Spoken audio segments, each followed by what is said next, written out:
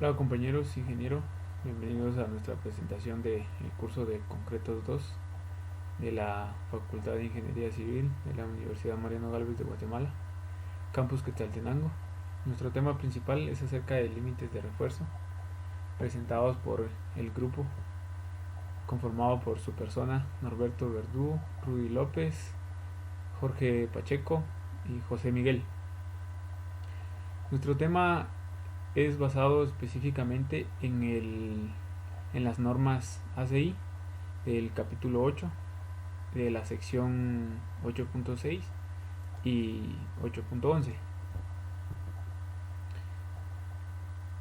Dice que se debe colocar un área mínima de refuerzo a flexión cerca de la cara de tracción en la dirección de la luz bajo consideración de acuerdo con la tabla 8.6.1.1.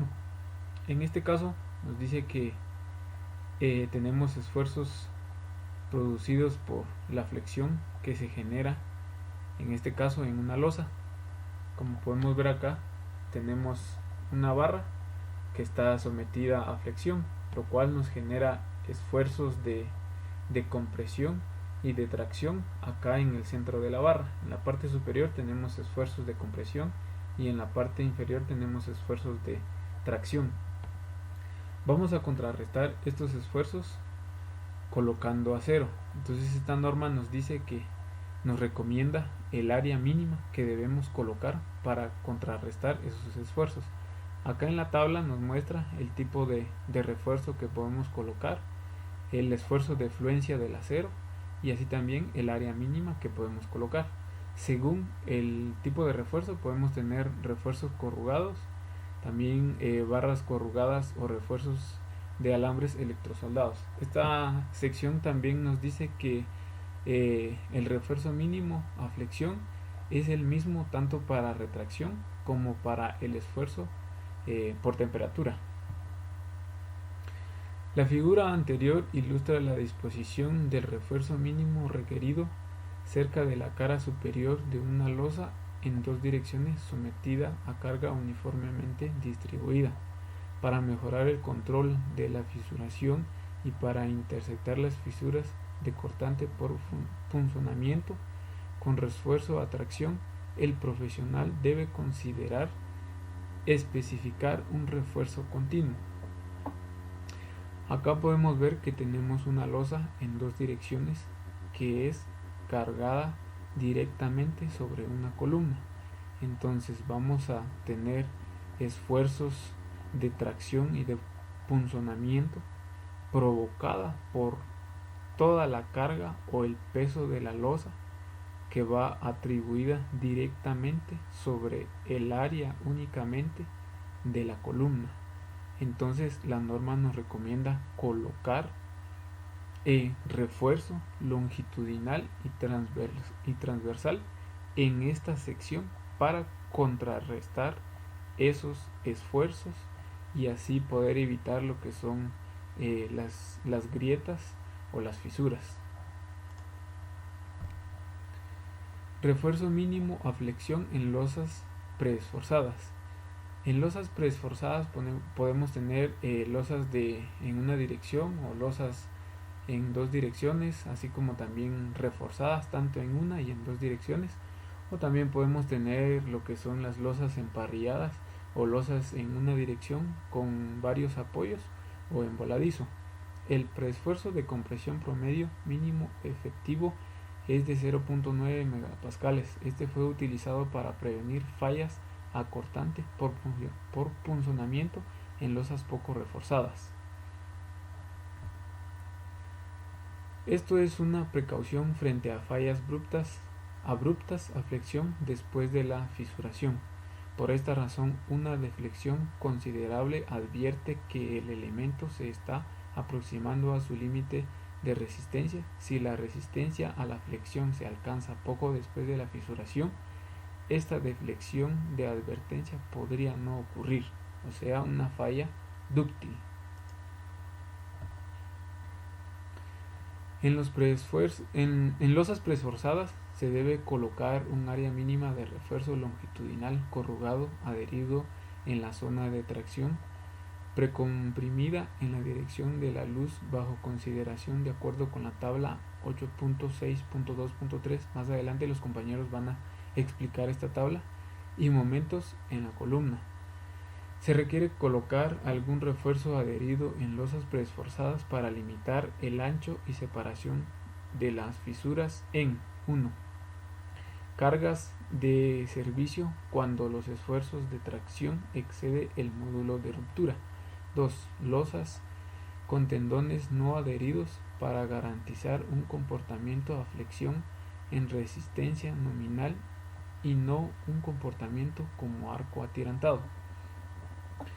Acá la norma nos dice que debemos de colocar para contrarrestar todos estos esfuerzos y fallas, debemos de colocar acero, puede ser acero no preesforzado, pero también nos dice que no podemos colocar estas varillas a 5 veces el espesor de la losa en relación a la separación de las varillas, así como también la losa en ningún caso de la relación de acero debe ser menor a 0.0014 para este caso. Buenas tardes compañeros, buenas tardes ingeniero.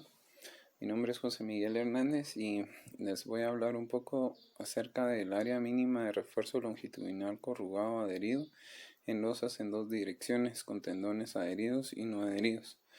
La colocación del refuerzo mínimo adherido ayuda a garantizar un comportamiento adecuado. Las investigaciones para losas planas en 2 direcciones con ábacos indican que el comportamiento de estos sistemas es semejante al comportamiento de placas planas.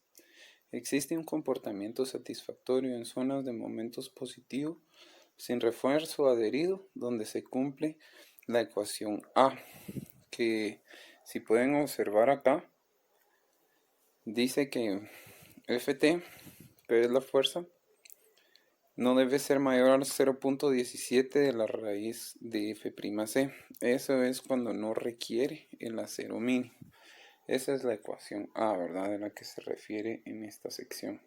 En zonas de momento positivo, donde se encuentra B, se requiere un área mínima de refuerzo adherido, capaz de resistir Nc. Según esto dice, Nc es la fuerza de tracción resultante que actúa sobre la porción de la sección transversal de concreto, que se encuentra sometido a los esfuerzos de tracción debido a los efectos combinados de las cargas de servicio y el preesfuerzo efectivo. Entonces, utilizamos Nc para encontrar el área de acero mínimo con la ecuación B, ¿verdad? Esto es en los momentos positivos. Luego dice que la fuerza de tracción Nc se calcula a nivel de cargas de servicio con base en una sección homogénea no fisurada.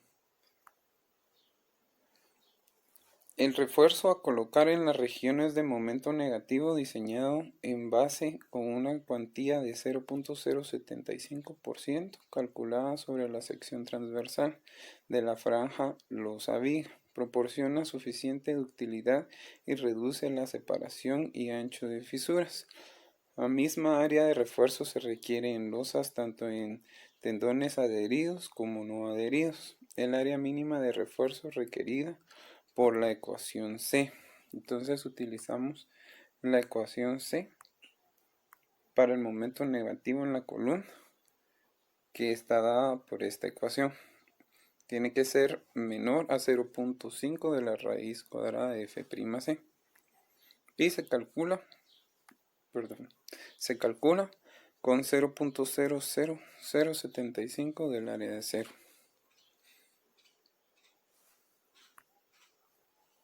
Para tener en cuenta vanos adyacentes diferentes, la ecuación se incluye con base en un pórtico equivalente, como se define en la sección 8.11, que vamos a hablar en un momento. Para paneles de losa rectangulares está basada en mayor sección transversal y la franja losa-viga, perteneciente a uno de los 2 pórticos equivalentes que se intersectan en la columna. Esto asegura que la cuantía mínima de acero recomienda por las investigaciones que se coloque en las dos direcciones. Es importante la concentración de este esfuerzo en la parte superior de la losa, directamente sobre la columna e inmediatamente adyacente a ella. Se logra también un comportamiento satisfactorio a nivel de cargas mayoradas sin refuerzo adherido. Sin embargo, el reglamento requiere una cantidad mínima de refuerzo para ayudar la utilidad de la flexión. Entonces, para eso se colocan lo que son los bastones, ¿verdad? Estos son los refuerzos que dicta esta norma, en la cual aquí está sobre una viga, ¿verdad? Pero sobre una columna también se puede ver de que se traslada el hierro de refuerzo para poder hacer restricciones a los momentos negativos. Tienen una longitud de anclaje y van colocadas en la parte superior. Las investigaciones han demostrado que los miembros postensados con tendones no adheridos no proporcionan gran capacidad para disipar energía bajo cargas sísmicas severas, debido a que la respuesta del elemento es primordialmente elástica. Por esa razón debe suponerse que los miembros estructurales postensados con tendones no adheridos, reforzados de acuerdo con los requisitos de esta sección, únicamente resisten cargas verticales y actúan con diafragmas horizontales entre elementos con capacidad de disipación de energía ante fuerzas sísmicas de la magnitud definida en el capítulo 18.2. El método del pórtico equivalente. El método del pórtico equivalente es una representación del sistema tridimensional de losa en una serie de pórticos planos que se analiza para cargas que actúan en un plano de un pórtico. Los momentos negativos y positivos determinados en las secciones críticas para diseño del pórtico se distribuyen a las secciones de losa de acuerdo con franjas de columnas, vigas y franjas centrales. Estos son algunos requisitos. Todas las secciones de losas y miembros de apoyo en un sistema de losas en dos direcciones diseñado por método del pórtico equivalente deben diseñarse para resistir los momentos y cortantes obtenidos mediante un análisis realizado de acuerdo con los requisitos del 8.11.2 hasta el 8.11.6. Entonces, estos son los requisitos. Las cargas vivas deberán ser distribuidas de acuerdo con el 6.4.3. 3. Cuando se utilicen capiteles metálicos en las columnas, se pueden tener en cuenta su contribución a la rigidez en la resistencia a flexión, en la resistencia a cortante. Y 4. Se permite despreciar las deformaciones axiales en las columnas y losas debidos a los esfuerzos directos y las deformaciones por cortante. Muchas gracias. Presenta dos métodos para el diseño de losas de hormigón: el método de diseño directo y el método de diseño de pórticos equivalentes. El método directo es sencillo y seguro, pero tiene condiciones que limitan su aplicación a losas de mínimo a 3 veces el vano continuo en las dos direcciones, luces que no difieran en más de un tercio a la luz mayor. Las cargas deben ser en sentido de la gravedad. Esta última condición limita el uso de peligro sísmico. El método de pórtico equivalente salva todas estas limitaciones, pues la estructura puede ser representada como pórtico, planos que se analizan para las cargas que actúan como en el pórtico, en las que se pueden incluir las cargas laterales, siendo la resolución integral de la estructura el poder calcular los momentos que actúan sobre las columnas, vigas, losas, así como las reacciones y momentos a la cimentación. Como se puede observar en la figura, es una representación del análisis del método de pórtico equivalente, donde se puede observar la franja de la columna, pórtico equivalente exterior, el borde, el eje central del panel adyacente, la franja de la losa, que es a L medios, el eje central del panel. Dice que cada pórtico equivalente puede analizarse como un todo. Alternativamente, para cargas gravitacionales se permite un análisis independiente de cada piso o cubierta con los extremos lejanos de las columnas consideradas como empotrados. Si las vigas losas se analizan separadamente, el momento en un apoyo dado se puede determinar suponiendo la viga losa está empotrado en cualquier apoyo distante 2 o más vanos considerando, siempre y cuando la losa continúe más allá de dicho punto.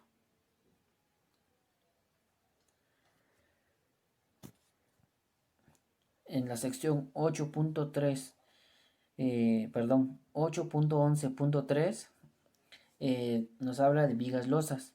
Dice, el momento de inercia de la viga losa desde el centro de la columna hasta la cara de la columna de la cartela o capitel debe suponerse igual al momento de inercia del sistema de la viga losa en la cara de la columna, cartela o capitel, dividido por, nos presenta una fórmula que es 1 menos C sub 2 dividido dentro de L sub 2, todo esto elevado al cuadrado, en donde C sub 2 y L sub 2 se mide transversalmente a la dirección del vano para el cual se determinan los momentos.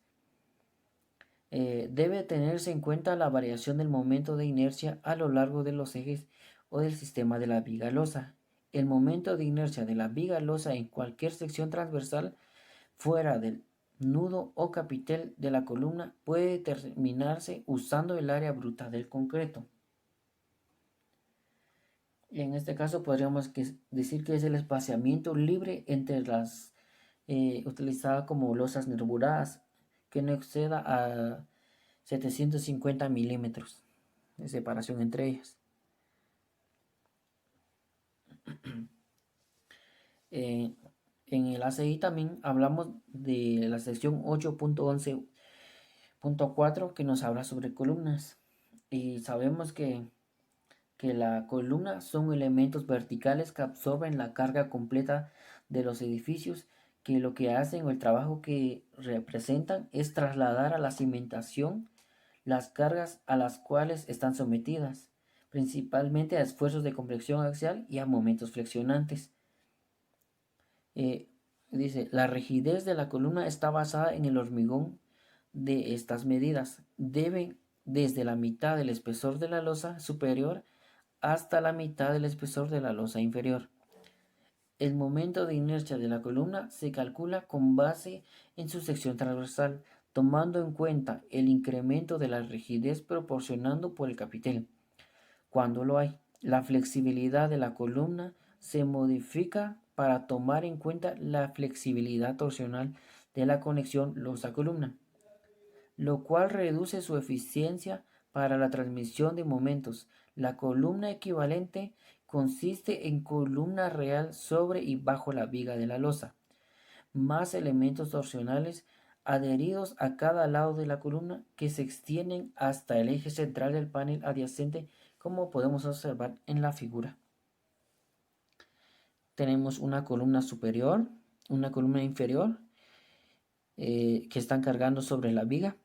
Y podemos ver la losa, que es el que produce el elemento torsional a la columna. Columnas. El momento de inercia de la columna en el nudo desde la parte superior a la parte inferior del sistema viga losa debe suponerse infinito. Debe tener en cuenta la variación del momento de inercia a lo largo de los ejes de la columna. Se permite determinar el momento de inercia de las columnas en cualquier sección transversal, fuera del nudo o capiteles de las columnas usando el área bruta del concreto. En el ACI 8.11.5 nos habla de elementos torsionales. El cálculo de la rigidez de los elementos torsionales se requieren varias suposiciones simplificadoras. Si no existen vigas que formen pórticos con la columna, el elemento torsional es la proporción de la losa igual al ancho de la columna o capitel. Si existen vigas que aportiquen la columna, se supone un comportamiento de viga T o viga L, con alas que se extienden a cada lado de la viga una distancia igual a la proyección de la viga hacia arriba o hacia abajo de la losa, pero no mayor de 4 veces el espesor de losa.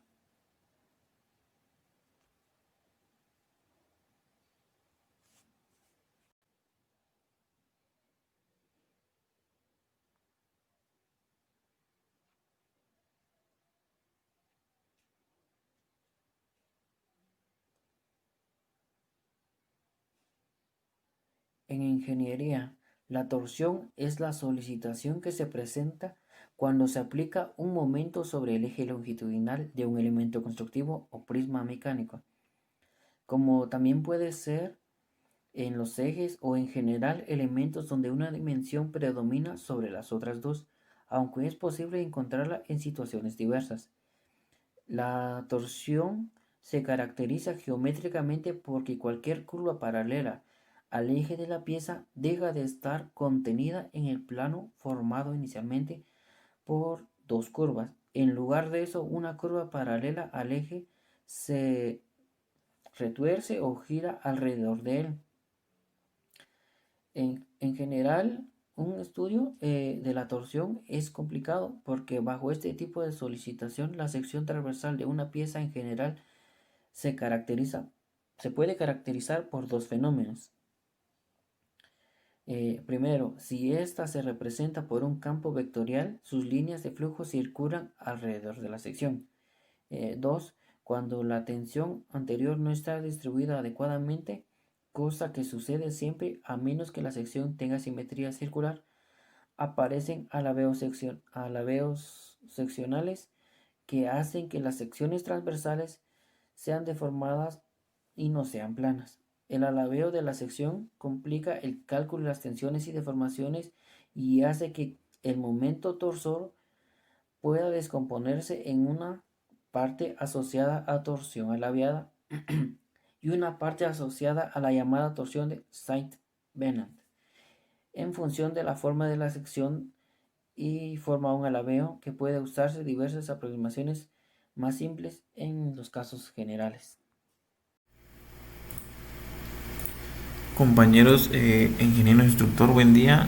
El tema a tratar en este video es sobre el caso 8.11.5, elementos torsionales. Pero para hacer un breve resumen y de manera general, el caso 8.11 se refiere al método de pórtico equivalente. Como todos sabemos, un sistema de pórtico es un sistema que está conformado por elementos horizontales y verticales, y esos elementos tienen la capacidad de transmitir las cargas entre sí. Para hacer una retroalimentación de la aplicación del método de pórticos equivalentes, y resumidamente se refiere a la división geométrica de una losa en pórticos equivalentes, seccionada en pórticos interiores y exteriores de manera tridimensional. Nos podemos más o menos como imaginar un arco de portería en donde los dos elementos verticales son los apoyos o columnas y el elemento horizontal podría ser una viga. Este es más o menos un ejemplo de lo que es un pórtico. Para poder comprender este tema, entonces debemos imaginarnos que estamos de frente al marco de la portería. A este se agrega otro marco a nuestro lado derecho, uno a nuestro lado izquierdo, y detrás de nosotros se agrega otro, como formando un cuadro de pórticos, viéndolo así desde planta. El pórtico equivalente se compone de tres partes. Número 1 es la franja horizontal de losa, que incluye cualquier viga que actúa en la dirección del pórtico que estamos analizando. Es como realizar un corte y esta secciona los elementos que pasan por esa línea de corte. Número 2, las columnas u otros elementos de apoyo que se extiendan por arriba y por abajo de la losa. Y número 3, los elementos de la estructura que transmiten momentos entre los miembros horizontales y verticales. Bueno, continuando, la sección 8.11.3 se refiere a elementos viga losa. Viga losa es un área transversal que abarca una sección de viga y porciones de losa del pórtico que estemos analizando. La sección 8.11.4 habla sobre la columna equivalente, que es igual a la columna real sobre y bajo la viga losa, más elementos adheridos en ambos lados de la columna. En la sección 8.11.5 específicamente se refiere a elementos torsionales. Dice que podrán ser elementos adheridos a ambos lados de la columna y que se extienden sobre el eje central más próximo adyacente. Normalmente, si estamos analizando un pórtico en un sentido, quiere decir que el elemento torsional son los elementos que forman el pórtico en el sentido contrario al que estamos analizando, que normalmente está formado por la sección de la viga que forma el pórtico contrario y su porción de losa. Si dice que si no existiera viga que forme el pórtico en el lado contrario, se toma el ancho de la losa igual al ancho de la columna. Y si existe viga, entonces se toma como una viga T con dimensiones que están reglamentadas en referencia al 8.4.1.8 del ACI. Esa referencia nos dice que y especifica que para sistemas monolíticos o totalmente compuestos se toma la sección de la viga más secciones de losa adheridas adyacentemente a ella, como si fueran alas unidas a la viga. Las dimensiones de estas alas o porciones de losas cumplen con la condición de la longitud, el ancho de la base de la viga más 2 veces la altura de la viga, pero deberá ser menor a la base de la viga más 8 veces el peralte de la losa. Para analizar los efectos de los elementos torsionales se debe asumir que no existe ningún otro tipo de torsión provocado por la base del apoyo de la viga. Hay algunos análisis que sugieren que para obtener un valor razonable de la rigidez a torsión de la columna o el apoyo, se debe suponer una distribución de momento a lo largo del eje del elemento sometido a torsión, o sea, de la columna que estamos analizando. En el punto 8. En la sección 8.11.6, momentos mayorados, se refiere a los tipos de apoyos y los que se requiere mayorar para los momentos. Dice que podemos mayorar momentos en apoyos interiores, que la sección crítica para el momento negativo, tanto en la franja de columna como en las franjas centrales, se deben tomar el borde de los apoyos rectilíneos. En apoyos exteriores desprovistos de capiteles, en los apoyos exteriores provistos de capiteles, la sección crítica para el momento negativo. Para los apoyos circulares o en forma de polígono regular deben tratarse como apoyos cuadrados que tengan la misma área.